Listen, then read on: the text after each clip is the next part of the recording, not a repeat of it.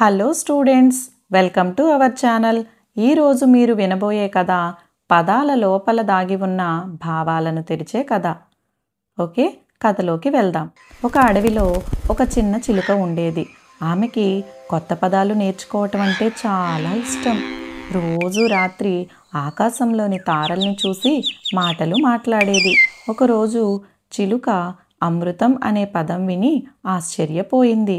Wow, ఎంత మధురంగా ఉంది ఈ పదం అనుకుంది. కానీ దాని అర్థం తెలియలేదు.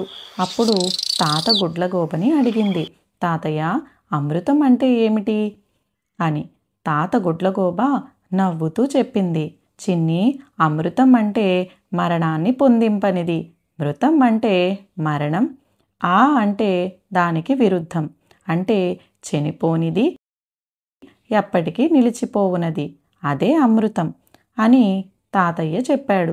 చిలుక ఆశ్చర్యపోయి అడిగింది, అంటే ప్రతి పదం వెనుక ఇంత అర్థం దాగి ఉందా అని అన్నది. అప్పుడు తాతయ్య గుడ్లగూబ, అవును చిన్ని, అదే వ్యుత్పత్తి అర్థం.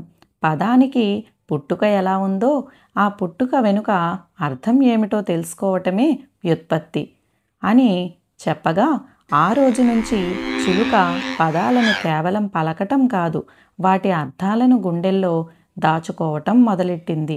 ప్రతి పదానికి పుట్టుకలో ఒక అర్థం దాగి ఉంటుంది. ఆ అర్థం తెలుసుకుంటే మాటలు మనకు జ్ఞానం, ప్రేరణ ఇస్తాయి.